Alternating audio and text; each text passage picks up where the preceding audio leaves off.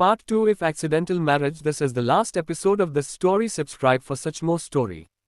शाम को दोनों घर जाते हैं।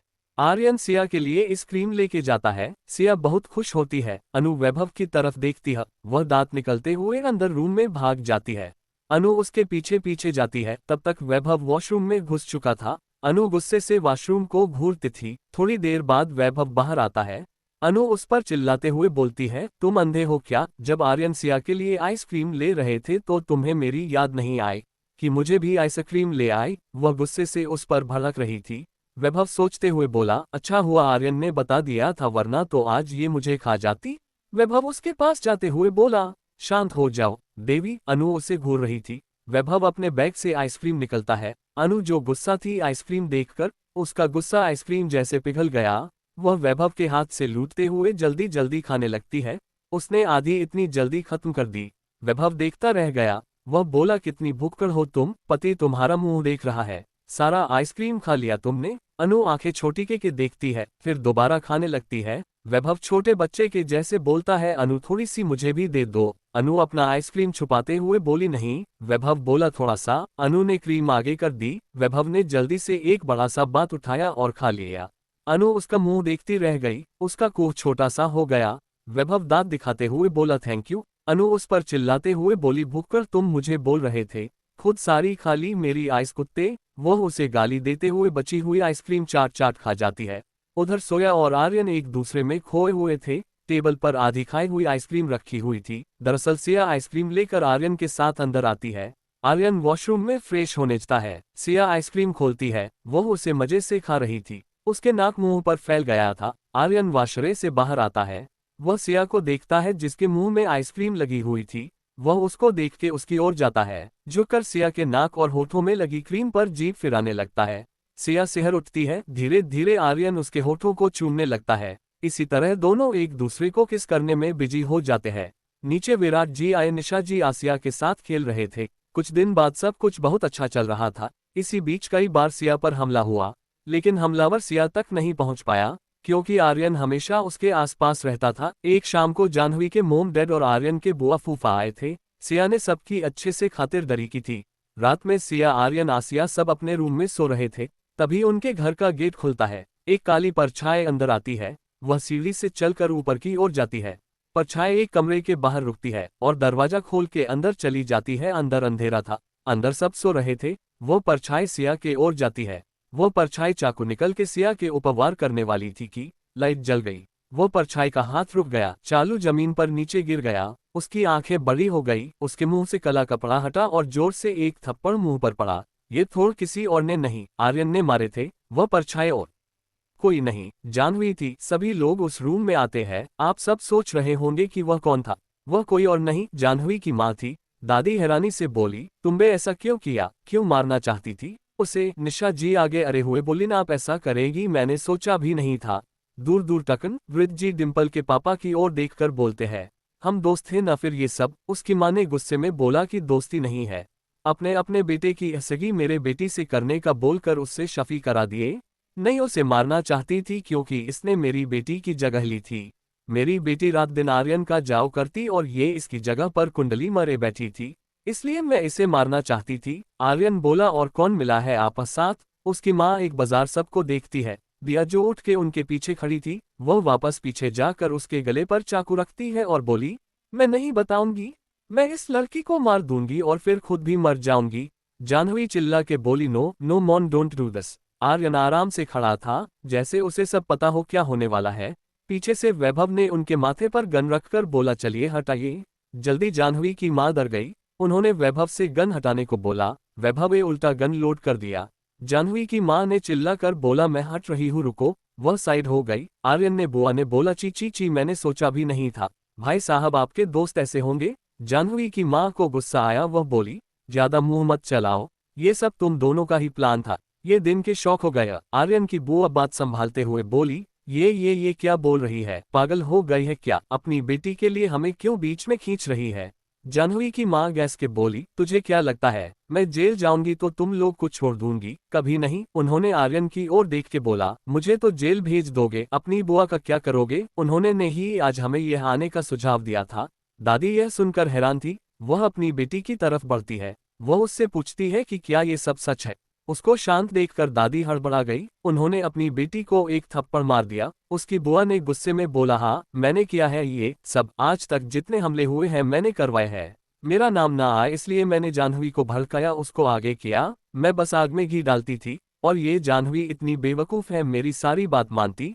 जाह्नवी ये सब सुनकर हैरान थी कि उसको उससे किया गया है। दादी ने टूटे शब्दों में बोला, क्यों किया ये सब, क्या चाहिए था तुझे? ऐसा क्या नहीं मिला तुझे जो तू मासूम की जान लेने पर आ गई? उसकी बुआ ने विराट जी को देखते हुए बोला, मुझे सारी प्रॉपर्टी चाहिए थी जो विराट भाई ने अपने बेटे के नाम की थी। अगर मैं जाह्नवी से उसकी शाही कर देती तो प्रॉपर्टी को सिर्फ मैं अपने नाम कर लेती। शुरू में मैंने इसको झांसे में लेने के लिए पैसा का लॉच दिया था, जिससे यह मेरे साथ थाने को राजी हो गई थी। लेकिन इसकी माँ को कुछ कुछ समझ आ गया था। वह अब डायरेक्ट सब कुछ अपना करना चाहती थी, इसलिए आज मैंने दोनों को बुलाया था। ये सिया को मारती, फिर भाग जाती और हम आर्यन से जबरदस्ती शफी करने को बोलते। न मानता तो उसे सिया की कसम देते, फिर धोखे से सब कुछ अपना नाम कर लेते और इस बच्ची को अनाथालय में भेज देते। इतना सब सुन के सब शांत हो गया। वही 4 बार थप्पड़ की आवाज गुंजी। ये थप्पड़ किसी और ने नहीं, आर्यन के फूफा ने उसकी बुआ को मारा था। वह इन सब से दूर से, उन्होंने सोचा भी नहीं था कि ये ऐसा निकलेगी। उन्होंने चिल्लाते हुए गुस्से में बोला, ची शर्म आती है मुझे, कैसे मैं तुम्हारे साथ इतने साली तक था। इस बार उसकी बुआ के आंखों में आंसू आ गया। उसके पति का पहले अच्छा बिजनेस था, लेकिन फिर दिखाधड़ी में सब खत्म हो गया था। अब वह दूसरा छोटा बिजनेस कर रहे थे। आर्यन की बुआ ने अपने पति की ओर देख के बोला, ये सब मैंने आपके लिए किया था। उसके पति चिल्लाकर बोले, मैंने बोला था क्या ये सब करने को। वह शांत हो गई। वही जाह्नवी के पापा जो इन सब में मिले थे, लेकिन उनकी सच्चाई सामने नहीं आई थी। वह जाने को हुए कि आर्यन बोला, अरे अपनी कहानी भी तो बताए। तभी पुलिस आ गई। पुलिस सबको वहां से ले गई। जाह्नवी के पिता भी खोना खोई निप्सिब में मिले थे। पुलिस के जाने बाद आर्यन के फूफा ने हाथ जोड़ के सबसे माफी मांगी और वहां से दुखी हो के चले गए। विराट जी ने आर्यन की ओर देख के बोला, तुम्हें ये सब पता कैसे चला? आर्यन ने वैभव को देखा। वैभव ने बताया, जिसने आसिया का किडनैप किया था, वह आदमी जो भाग गया था, वह असलियत में मर नहीं था। उसने हमें सब कुछ बताया। वो उनके साथ ईमानदारी से काम करता था, लेकिन बदले में उन्होंने उसको मार दिया। उसकी बीडी हमारे गार्ड्स को मिली थी। बहुत हल्की सांस चल रही थी। वही एक सबूत था, इसलिए हमने जान लगा के मेहनत की उसे बचाने की। बुआ को पता नहीं था कि उसको डिम्पल के मोम डैड ने मर दिया है, इसलिए उन्होंने उसको कॉल किया। पहले तो खूब डांटा, फिर आज के प्लान के बारे में बताया। तभी हमें ये नाटक किया। गेम पता था आज कुछ न कुछ होगा, और भी हमें कुछ कुछ साबुत माइक थे जाह्नवी से जुड़े, तो गाने सब सच पता चल गया। विराट जी ने हाँ में सिर हिला दिया। सब अपने अपने रूम में चले गए। सिया जो शौक में थी उसको आर्यन ने संभल लिया था। वही वैभव भी अपने रूम में चला जाता है। अंदर अनु आराम से सो रही थी। इतना कुछ हुआ उसे पता ही नहीं चला। वैभव ने उसको देखा और बोला, बाप रे भूकंप आ जाएगा, फिर भी ये नहीं जागेगी। वह बस्तर पर जाकर अपने से चिपका कर सो जाता है। 2 हफ्ते बाद प्रिया के घर वाले फिर से उसके लिए रिश्तेदार वालों को बुलाए थे। आज फिर से सिया के घर वाले आए थे। आज प्रिया की सगाई होने वाली थी। प्रिया ने हाँ बोल दिया था। नितिन सफाई रोकने की कोशिश में लगा था। वह कमरे में घूम रहा था कि वैभव ने उसको ऐसे देख और पूछा, क्या हुआ साले साहब? नितिन ने हड़बड़ी में बोल दिया, सगाई रुकवानी है। वैभव बोला, अच्छा थी है खीर। उसने उसके शब्दों पर ध्यान दिया। उसने चिल्ला कर बोला, क्या? नितिन ने सिर झुका के वैभव को सारी बात बता दी। वैभव बोला, क्या प्रिया भी तुमसे प्यार करती है? पीछे से सिया आकर बोली, हाँ दोनों जीते हैं, बस एक दूसरे को नहीं पता। वैभव बोला, तो अब की होगा? मेहमान आने वाले होंगे। सिया बोली, पता नहीं क्या होगा। नितिन वैभव से बीका, जी आप कुछ कीजिए ना। वैभव बोला, अबे अभी बता रहे हो तो क्या? बोली, रुको आर्यन से बात करके देखता हूँ। नितिन चिल्ला के बोला, नहीं नहीं उनको नहीं। सिया बोली, क्यों? नितिन बोला, अरे मुझे पता है वो नहीं मानेंगे। सिया बोली, मैं मनाऊंगी। वह वहां से चली गई। अपने रूम में आर्यन कुछ काम कर रहा था। सिया उसके गोदी में जाकर बैठकर बोली, अभी मैं कुछ मांगूंगी तो आप देंगे? आर्यन बोला, तुम जान मग लो मेरी। सोया बोली, पहले पैमीज करो। आर्यन बोला, क्या जान लोगी की? सिया बोली, अरे प्रोमिस करो। आर्यन ने उसके हाथ की ओर देखा, फिर उसके कानों में झुककर बोला, ठीक है लेकिन एक शर्त पर। सोया बोली, क्या? आर्यन उसके कानों में कुछ बोलता है। सोया के गाल लाल हो जाते हैं। सिया शर्माते हुए बोलती है, धत। आर्यन बोला, बड़े क्या बात है? सिया बोली, गुस्सा नहीं करोगे ना? आर्यन बोला, नहीं। सिया ने आंखें बंद करके एक सांस में बोली, आप प्रिया की सगाई ठुकवा दो। वो किसी और से प्यार करती है और वो लड़का इसी घर में है, वो भी उनसे प्यार करता है। इतना बोलकर वह चुप हो गई। उसने धीरे से अपनी आंखें खोली। आर्यन सपाट चेहरा लिए था। सोया बोली, बोलो कुछ। आर्यन बोला, मुझे ये बात पता है, मेरे सामने शिराफिश करने से अच्छा मोम डैड से बात करे। बाहर खड़ा नितिन, जो दोनों को बात सुन रहा था, वह तो पहले शॉक हुआ, फिर वह से चला गया। आर्यन बोला, चलो मेरी विश अब पूरी करो। सोया बोली, ऐसे कैसे, मेरी विश तो पूरी करो, मेरा प्रॉमिस। आर्यन ने उसकी बात बीच में काट दिया, उसके होठों को चूमने लगा। उधर नितिन अपने रूम में जाता हवा, वह सोचता है कि क्या करे। तभी उसके दिमाग में कुछ आता है। वह प्रिया के कमरे की ओर बढ़ जाता है। उसने डोर नॉक किया। प्रिया ने दरवाजा खोला। वो वहां नितिन को देख के हैरान थी। वो वापस मुड़कर आ गई अंदर। नितिन ने बाहर आसपास सिर घुमाया और अंदर आकर दरवाजा बंद कर दिया। उसने प्रिया को देखा, जो बाहर देख रही थी। वह प्रिया के पास जाके बोला, मैं तुमसे कुछ बोलना चाहता बहू। प्रिया बिन मुड़े बोलती है, क्या बात है। नितिन बोला, मैं चाहता हूँ कि तुम ये सगाई ना करो। प्रिया पीछे मुड़ती है, वह नितिन को देखती है। नितिन उसके सामने नीचे बैठकर बोलता, जब मैं जानता हूँ बहुत देर हो गई है, फिर भी मैं चाहता हूँ तुम मेरी हो जाओ। मैं तुमसे प्यार करता हूँ, मुझे यह आशा करने में देरी हो गई, और शायद बहुत देरी हो गई। I love you Priya, please ये आगे मत करो। प्रिया हैरान थी और खुश भी थी। वो जो चाहती थी वो हो रहा था। नितिन खुद उसे प्रपोज कर रहा था, लेकिन वो आंखों में आंसुएं बोली, लेकिन अब बहुत देर हो गई है, अब कुछ नहीं सो सकता, आज सगाई हो मेरी। नितिन उसके हाथों को पकड़कर बोला, तुम सपने माँ बाप को कन्वेंस करो, मैं सपने मत पिता को एक ट्राई करते हैं प्लीज। प्रिया ने हाँ में सिर हिला दिया। दोनों अपने अपने माता पिता को बताने निकल गए। शाम को प्रिया रूम में सज रही थी। उसके चेहरे पर उदासी थी। वहीं नितिन को जबरदस्ती वैभव अपने साथ रखा था। जल्दी ही प्रिया को नीचे ले आया गया। वह स्टेज पर आकर खड़ी हो गई। वैभव ने माइक लिया और मेहमान को अपने बातों तरफ खींचते हुए बोला, साथियों आज गर्मी चलती बहन की सगाई है, तो समय आ गया है, सो अटेंशन प्लीज। नितिन को ये सब बर्दाश्त नहीं हो रहा था। वह वहां से जाने लगा, तभी अनाउंसमेंट हुई, अरे दूल्हे राजा चले जाओगे तो सगाई जैसे होगी। नितिन जाते जाते रुक गया। वह पीछे मुड़ा। वैभव उसे स्टेज पर बुलाता था।